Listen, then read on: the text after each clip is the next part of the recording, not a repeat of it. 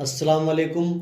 आज हम पहुँचे हैं कस्बा कांधला में और आज हम कांधला की एक अजीमुशान हस्ती नसीम उस्मानी साहब के आवास पर पहुँचे हैं, हाजी नसीम साहब उस्मानी। और अभी अभी हाल फ़िलहाल में हमारे हाजी नसीम उस्मानी साहब उम्रा करके लौटे हैं। तो हमारी इल्तिजा थी और दिल में एक ख्वाहिश थी कि हम इनसे मिले। लगातार 2 दिन से संपर्क किया, उसके बाद आज आने का मौका मिला।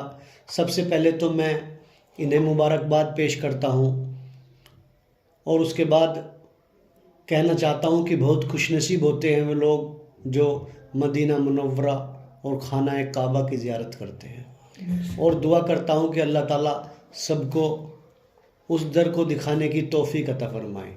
और आज इसी बीच में मैं हाजी नसीम उस्मानी साहब से कुछ गुफ्तगू, कुछ बात करना चाहता हूँ कि कैसा रहा इनका सफ़र, यानी कि कांधला से सऊदी अरब तक का सफ़र, और कैसे कैसे ये पहुँचे, जिससे कि आने वाले जो नए उम्रा हज करने वाले लोग हैं उन्हें गाइड मिल सके, उनका मार्गदर्शन हो सके। तो मैं हाजी जी से गुजारिश करूँगा कि वे थोड़ा सा बताएं कि कैसे सफ़र आपने शुरू किया, या फिर कुछ खामियां या कमियां या फिर कोई बात परेशानी के सामने आई वो भी बताए, जिससे कि आने वाला जो आदमी है नया उम्रा करने वाला, हज करने वाला, वो सावधान रह सके। बताइए आज जी। अस्सलाम वालेकुम बिरादरान इस्लाम। मैं नसीम उस्मानी, कस्बा कांधला जी। हमारे थाना भवन से भाई इमरान साहब तशरीफ़ लाए और इन्होंने ये जानकारी के लिए पूछ रहे हैं, तो मैं इनको जानकारी देना चाहता हूँ कि उम्रा एक हज होता है और फ़र्ज नहीं है, नफली है जी। और शायद जो आदमी उम्रा कर लेता है तो वो बहुत ही खुश नसीब है कि वहाँ पे अल्लाह का घर है और अल्लाह के प्यारे नबी मोहम्मद मुस्तफ़ा सल्लल्लाहु अलैहि वसल्लम का घर है। और वहाँ के अदब, वहाँ के जो भाई हम अरकान करने जाते हैं वो बहुत ही अच्छा है। और उम्रा एक बहुत ही बढ़िया चीज़ है। हम जो खाना काबा में गए जाते के साथ हमने उम्रा किया, उम्रा हज, और उम्रा करने के बाद में सिर के बाल मुड़वाए और कोई ज़्यादा कोई परेशानी नहीं है ना कोई वो है। वहाँ तो अल्लाह का करम है, अल्लाह का घर है। इतना अच्छा लगता है देख के कि जैसे कि हमने आज ही माँ के पेट से जन्म लिया है और वहाँ से आने को जी नहीं करता। ये सच्चाई है। मैं 2 बार जा चुका, एक बार पिछले साल गया, एक बार अब की बार गया, और फिर यही दिल मेरा कह रहा है कि फिर मैं मदीना जाऊँ। और कोई परेशानी नहीं है इमरान साहब, वहाँ के तो अगर धूल भी मिल जाए तो वो भी हमारी खुश नसीबी है। और वहाँ तो मरने को जी चाहता है। लोग बाग मरने से डरते हैं, लेकिन वहाँ जाके अल्लाह से यही दुआ नहीं करते अल्लाह पाक मेरी मट्टी हिस्सा वाले, लेकिन मरते भी हैं वहाँ। वो खुश नसीब लोग हैं जो अल्लाह पाक उनको वहीं के वहीं रख लेता है। और हमें तो बहुत अच्छा लगा मदीने में जाके और खाना काबा में जाके 4 उम्रे किए और तवाफ किए। और अल्लाह का करम है, जो बीमारी है वो भी कट जा वहाँ जाके आब जमजम पीने से। और मेरी तो बीमारी अल्हम्दुलिल्लाह आधे से ज़्यादा ख़त्म हो गई, लेकिन मेरे अंदर बदफरेजी वाली बात है। भाई मैं मीठा वीठा खा जाता हूँ लेकिन फिर वो हो जा, लेकिन मेरी इतनी कोई परेशानी नहीं है कि भाई जैसे कि मैं पहले था। अल्लाह का करम है बहुत बड़ा, पाक रब्बुल आलमीन का, कि मैं ठीक हूँ। आबे जमजम पिया, वहाँ पे खजूरें खाई, मीठा भी खाते हैं लेकिन शुगर नहीं बढ़ता जी। बहुत ही अच्छी जानकारी दी हमारे हाजी नसीम उस्मानी साहब ने। और इन्होंने जो बात कही कि दिल भरा ही नहीं देखने से मेरा, आप रोज़ा दिखा दो दोबारा नबी। सुभान अल्लाह। यानी कि 2 बार ये माशाल्लाह उम्र का सफ़र कर चुके हैं और अब भी एक ख्वाहिश है कि मैं दोबारा फिर जाऊं। यानी कि अभी इन्होंने बताया कि वहाँ से जाने के बाद, वहाँ से आन जाने के बाद वापस आने का मन नहीं करता। जी जी, सच्चाई है। तो ये बात सुनकर कहीं ना कहीं हमारे दिल के अंदर भी एक अलग जगती है और दिल में एक तमन्ना उभरती है कि हम भी उस दर पर जाए और उस दर का दीदार करें। जी। क्योंकि जिस तरीके से हमारे हाजी नसीम उस्मानी साहब बताते हैं, तो उस तरीके से वास्तव में दिल के अरमान और जाग जाते हैं। तो मैं तो यही दुआ करूँगा कि अल्लाह ताला आपकी और हम सब की तमन्ना को पूरा अता फरमाए। और मैं जानना चाहूँगा हाजी जी कि कितना समय आपका वहाँ पर लगा, मतलब उम्रा के लिए आप कितने दिन तक वहाँ पर रुके? जी जी, हमारा जो सफ़र रहा तो वो 20 दिन का रहा। 20 दिन का सफ़र रहा। तो इसमें जैसे कि मान लो हमारे इंडिया का जो नोट है, करेंसी है, वो वहाँ नहीं चलती, तो कैसे आपने कन्वर्ट की करेंसी? दिल्ली से ही कराई या फिर वहाँ पर जाने के बाद चेंज हुई? जी, उसके बारे में थोड़ा बताइए। पहली बार में जब हम गए थे यहाँ से, तो हमने इंडिया से ही करा ली थी करेंसी। बिल्कुल। वो 22 रुपये कुछ पैसे में हुई थी। और अब के हम पैसा वहीं लेके गए थे, वहीं से हमने पैसा बदलवाया तो 25 रियाल, एक हमारे 25 रुपये और वहाँ का 1 रुपया बराबर है। तो वहाँ पर कोई प्रॉब्लम, कोई दिक्कत नहीं बनी आपको? नहीं नहीं, कोई परेशानी नहीं बनी। और माशाल्लाह मेरे पास 2 बच्चे हैं, एक 17 साल का है, एक 19वें साल में लग रहा।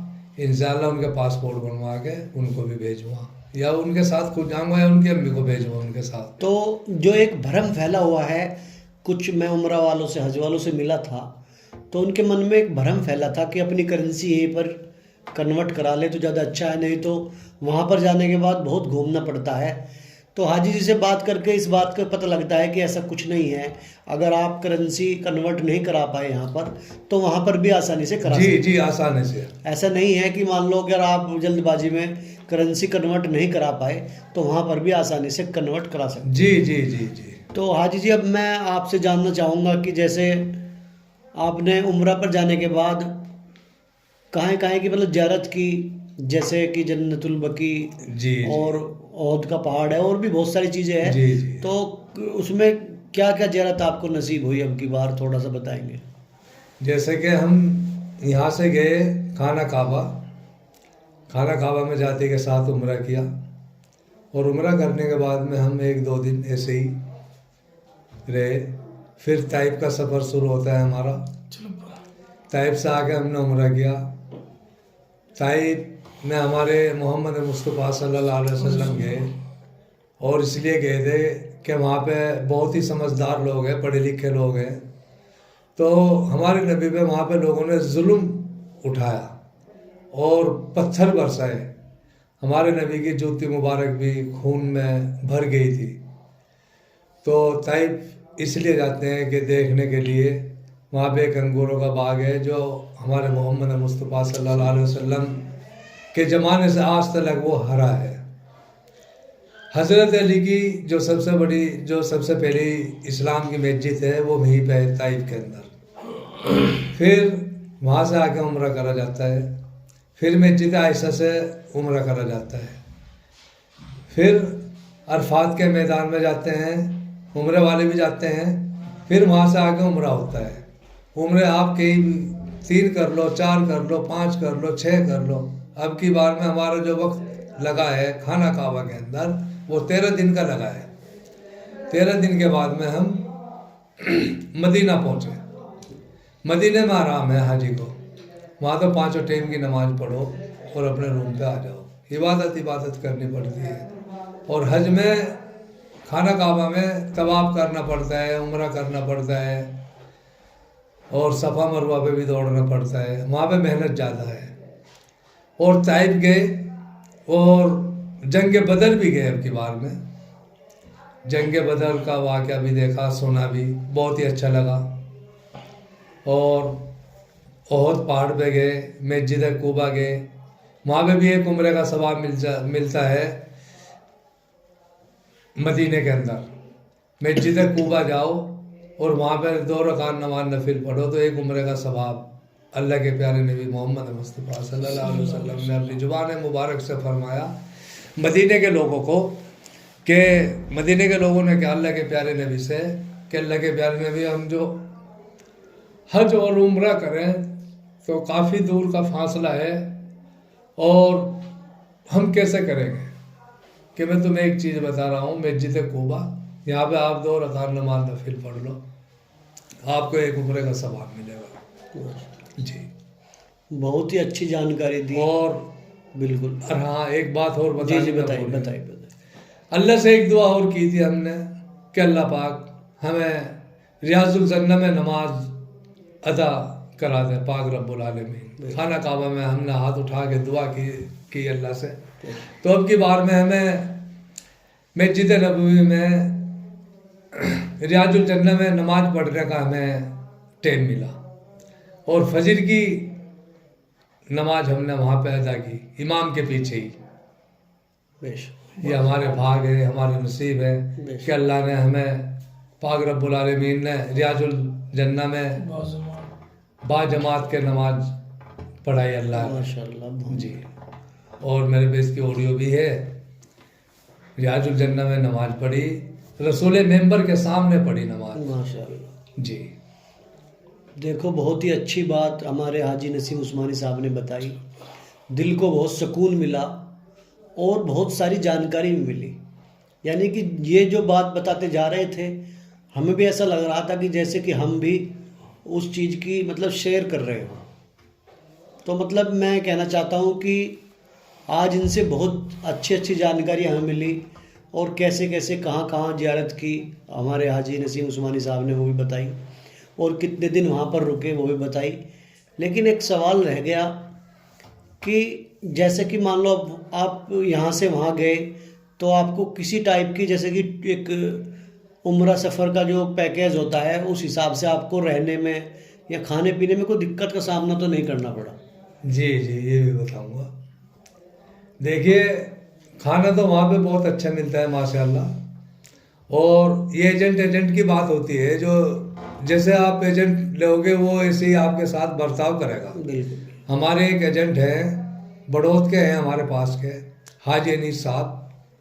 वो जो यहाँ पे हाजी को कहते हैं वो उससे ज़्यादा कहीं ज़्यादा अच्छा करते हैं वहाँ जाके। हाजी को किसी भी चीज़ की में कोई परेशानी नहीं देते मैं जी। और ये अल्लाह फरमा रहे कुछ ये मेरे बंदे मेरी बारगाह में आ ये पैसा जितना तू खर्च करके जा रहा उससे 10 गुना मैं तुम्हें जाते के साथ दे दूंगा।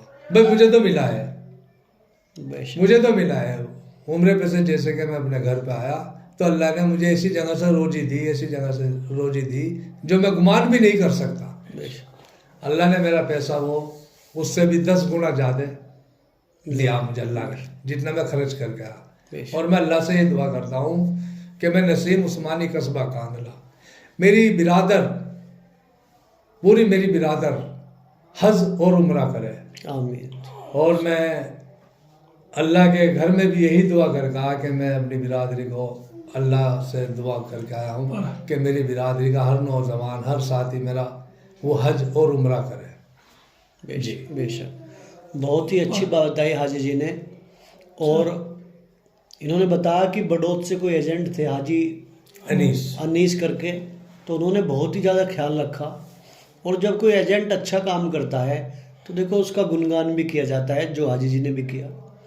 और मैं आप सब जो कांधला के निवासी हैं उनसे निवेदन करूंगा गुजारिश करूंगा कि अगर ऐसे अच्छे एजेंट हैं तो आप भविष्य में भी उन्हीं के साथ जाए तो ज़्यादा अच्छा रहेगा। जी जी उन्हीं के साथ जाएंगे क्योंकि हाजी अनीस बड़ौद से मैं तुमसे नहीं मिला लेकिन हाजी जी जो उनका गुणगान कर रहे हैं उनकी तारीफ़ कर रहे हैं बुज़ुर्ग है हमारे तो मैं मानता हूँ कि ये सही कर रहे हैं। तो इसलिए मैं भी इस बात को सेटिस्फाई करता हूँ कि आने वाले समय में भी आप उनके साथ जाए तो ज़्यादा अच्छा रहेगा। और आज हाजी नसीम उस्मानी साहब से कांधले में इनके आवाज़ पर मुलाकात की बहुत अच्छा लगा। काफ़ी दिनों से इल्तिजा थी दिल में एक अरमान था कि मैं इनसे मिलूं और आज मिलने के बाद हकीकत में बहुत ही ज़्यादा खुशी हो रही है। और इनसे जो सीखने को मिला है वो एक बहुत बड़ी बात है क्योंकि इन्होंने काफ़ी तजुर्बे की बात बताई और 2 बार उम्रा कर चुके हैं, पर इससे पहले भी इन्होंने उम्रा किया था। और अब मैं अल्लाह से दुआ करूँगा कि ये जल्द से जल्द हज भी करें। ये भी हमारी दुआ रहेगी कि अल्लाह ताला इन्हें हज भी करना नसीब फरमाए। आमीन। बातों का सिलसिला तो ऐसे ही चलता रहेगा। फिर किसी मुलाकात में मिलते हैं, तब तक के लिए खुदा हाफिज़। खुदा